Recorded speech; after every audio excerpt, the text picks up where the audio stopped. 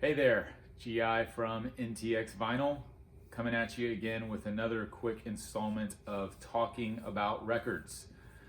Today I'm going to talk just a little bit about big box exclusives. So I'm going to talk about what they are, do they sound good, what the quality is like across the board, why they're now being pressed, if you should buy them, if you should feel bad for buying them. These are all things that have been discussed a bunch amongst the vinyl community in recent months especially. And so I kind of want to walk through these because a lot of people are curious, like what's the difference between a pressing of an album at Target versus Walmart versus any other record store?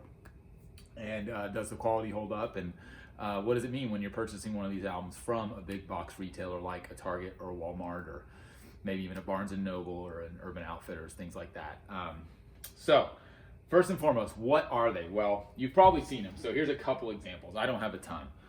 You've got Pearl Jam 10 was released as a Target exclusive. If you haven't seen this one, it's actually a really cool kind of marble purple vinyl. Again, that was Target. And then you've got Stone Temple Pilots Core, a Walmart exclusive that came on a really nicely done black and red splatter. So you can see, you know, from a visual standpoint, you've got Stone Temple Pilots Purple that they did on a blue and white splatter. So these are just examples. There are tons of them, and that's why this has become such a hot topic of discussion. They're not necessarily really new, at least not from Target's perspective. Target's actually been doing exclusive records for quite a while. I remember back, 2-3 years ago, they put out a version of Nirvana's Nevermind on silver vinyl, and they've done lots along the way. They just haven't really been publicized as much.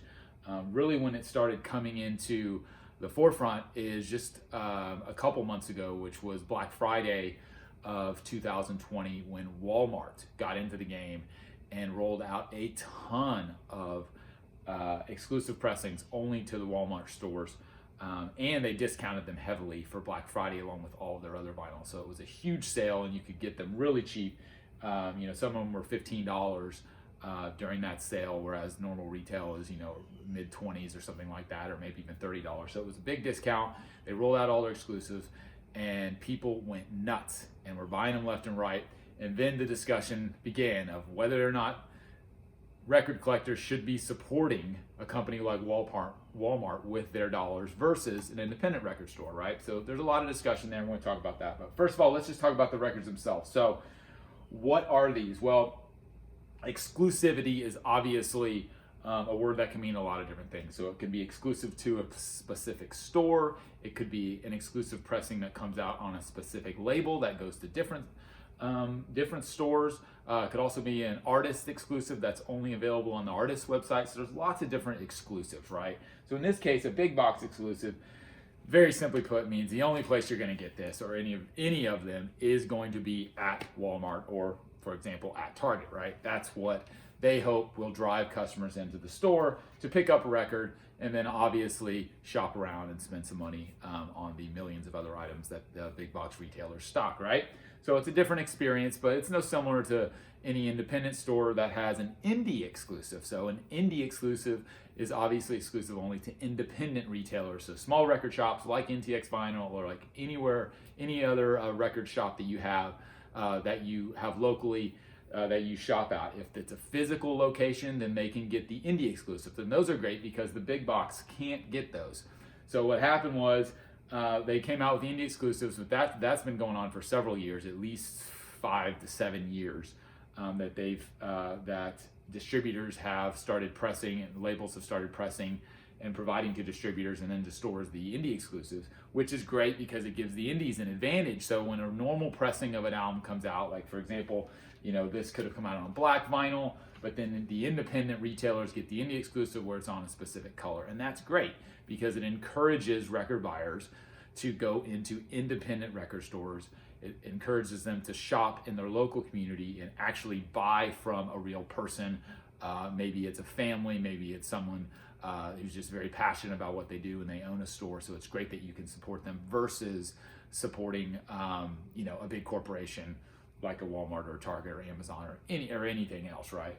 And so the indie exclusives have been great, and they become collectible. most of the times when an indie exclusive comes out, it's usually ends up being the more valuable version very quickly and the more sought after version because they don't press as many of them. Again, usually it's a shorter pressing of the indie exclusive. Maybe that's 1,000 or a couple thousand, or maybe the number isn't known.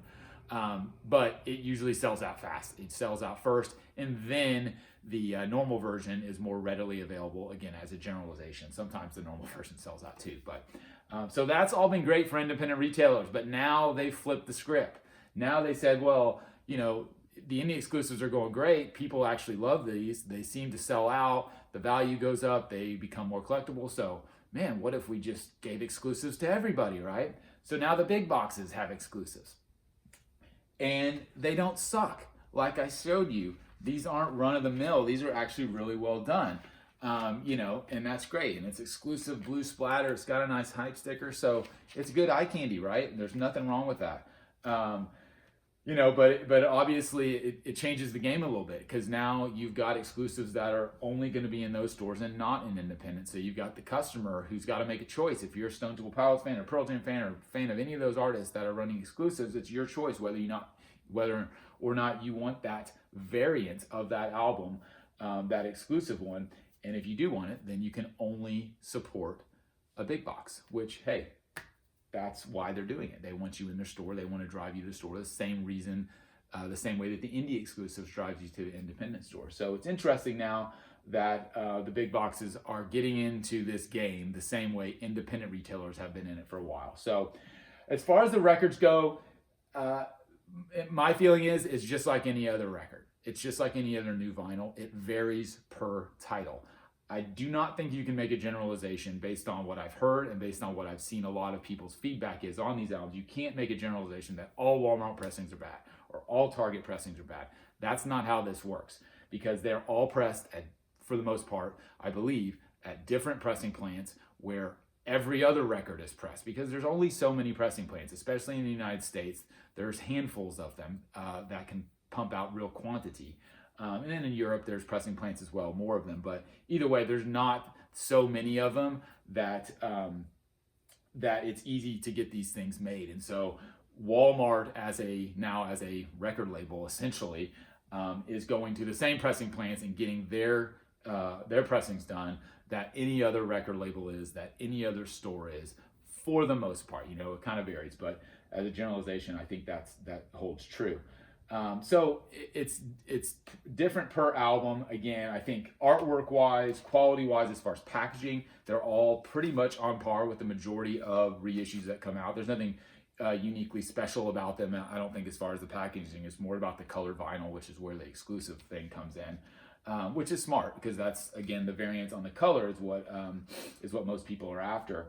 But again, the sound is hit or miss, not because it's a big box necessarily, but more because it's just another pressing of an album. So as an example, I thought the Pearl Jam 10 sounded great. It sounded just as good as pretty much the normal reissue does, so I was happy with that.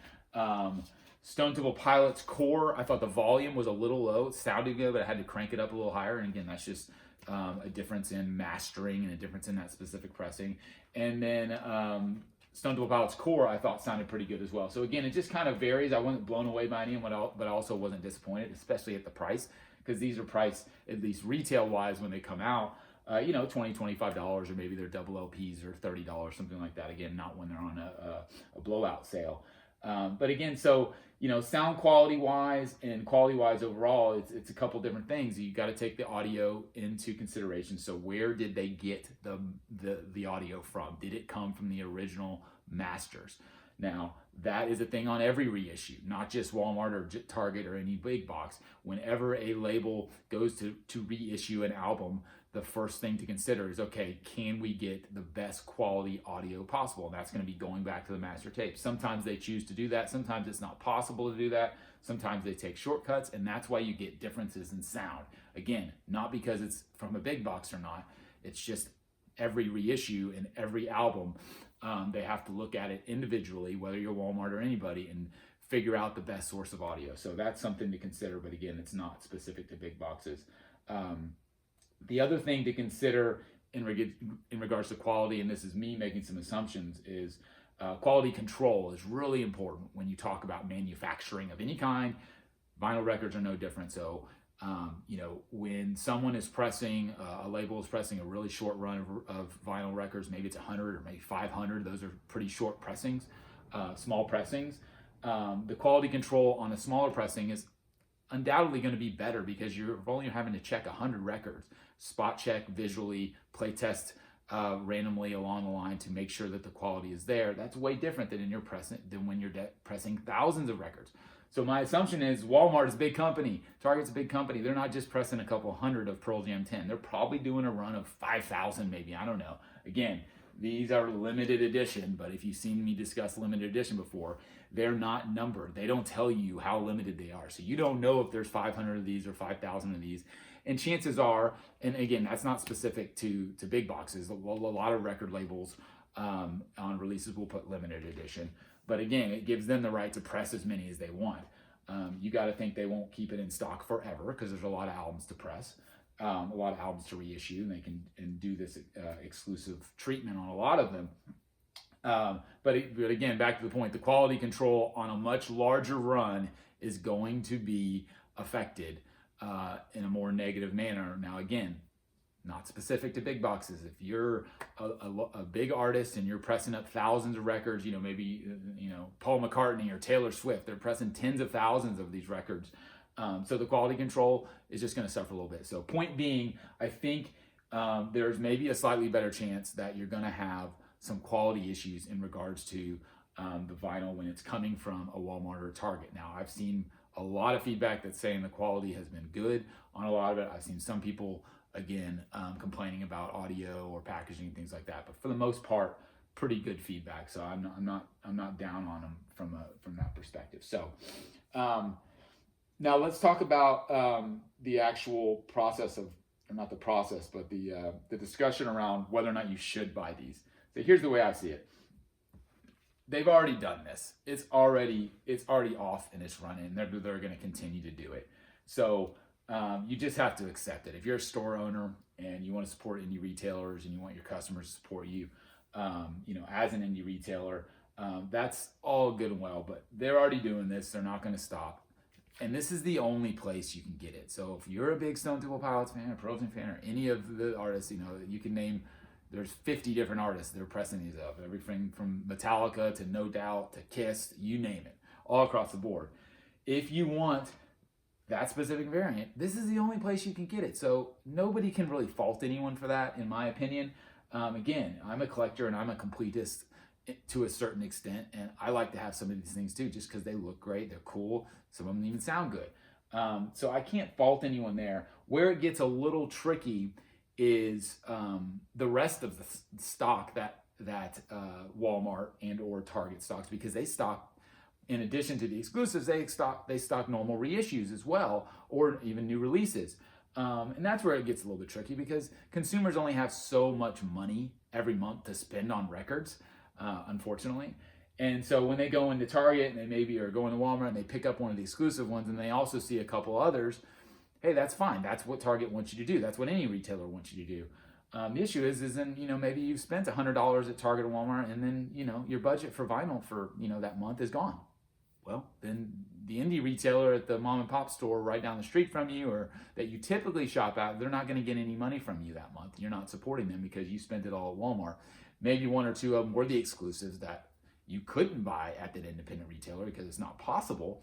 But the other ones, which are probably similar prices than what you find online at other record stores, independent or, online, those types of things, that does hurt a little bit. So there's a little bit of a rub there, but to me, the positives of this, which I'll talk about, far outweigh that negative.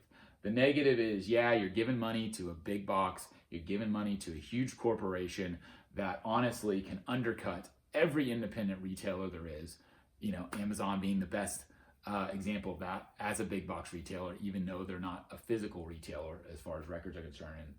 And Amazon's a whole different discussion, which I'll do another video on. But as far as the negatives and the positives, I think the negatives of independent retailers losing a little business here and there to these exclusives, that pales in comparison, in my opinion, to the fact that stores like Walmart and Target are now stocking vinyl, period. And they've always stocked it over the last couple years. They've had a little shelf, but them jumping into the game on exclusives and then them actually pressing new ones and advertising them and doing sales around them, that is all an amazing thing for the hobby of record collecting, because it exposes so many new collectors to the actual experience of vinyl. A lot of people don't realize vinyl even exists anymore. If you're watching this video, obviously you do. Obviously I do. Look behind me, it's a thing. But the vast majority of the public still have no idea that record players are used. They have no idea that records are still pressed. I think you probably understand that, because if you're spinning records all the time, you probably talk to friends, family, co-workers and tell them that you collect records, and they probably respond with, what? Records? They still make records, right? That's a pretty common thing, because it's a small niche, right? It's a small piece of the music industry.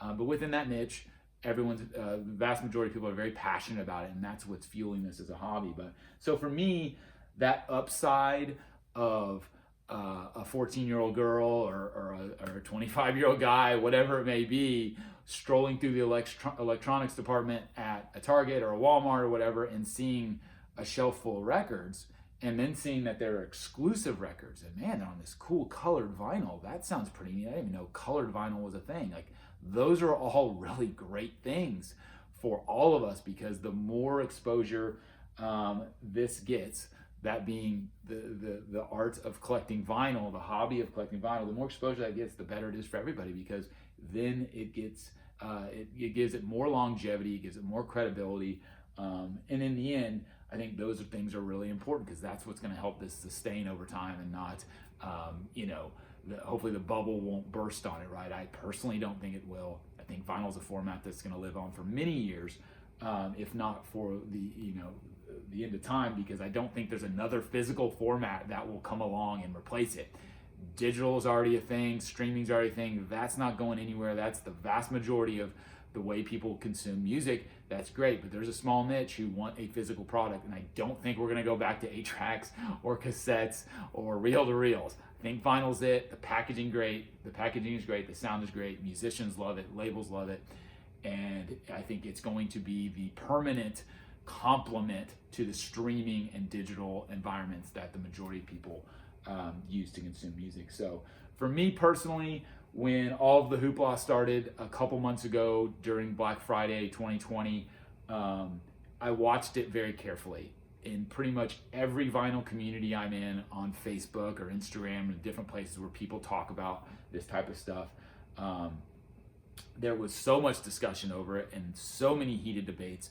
A lot from store owners and people who really are vocal about supporting their independent retailers were very worrisome about this, and I was as well. But the more I thought about it, the more I've let it sink in, the more I've bought a couple of these, and kind of, again, it's been a few months now, so you can kind of see the way that Walmart especially, and even Target, are doing these things. To me, it doesn't scare me. I think it's great for the hobby. I think all it's going to do is draw new collectors in, who then are going to realize that, oh, well, I got a couple records at Walmart. These are cool. But then they're gonna search and find an actual record store in their area, and then they're going to be exposed to a lot more inventory, a lot more variety. They're going to be exposed to vintage records as opposed to just new records, and that's all things that are going to help your local record store, mine included. And so for me, again, I think it's a great thing. It's something that has to be watched. I don't think Walmart, Target are going to have thousands of records anytime soon in stock. I think it's going to remain a pretty small portion of their media business. Obviously, it's probably a speck of their profits, if that. Most of them, I think they're selling them so low, they're probably just breaking even on this stuff. But again, that's what retailers do to drive people into the door. So that's the way I feel about the big box retailers. If you've got these records, I love if you've got not these specific ones, but any of the exclusives from Walmart or Target, or even, again, I mentioned Barnes & Noble's kind of in this as well. They do exclusives. Urban Outfitters is another big company that does exclusives. I'd love to hear feedback on those. If they're good quality, what your experience is listening to them, how they compare to other versions of those albums you have. Because again, I've just got a couple and I've done a lot of reading and research, but I'd love to hear from you. So let me know in the comments. And as well, if you have any questions about these beyond what I've kind of already explained, would love to tackle those as well. So that's the world of big box exclusives as it currently sits. Definitely a developing story. We'll see how much these retailers continue to double down and continue to impact the retail business for independent record stores and collectors like yourself. So thanks for watching. We'll be back again with more talking about records in another week or so. I really appreciate it, and we'll talk to you guys soon.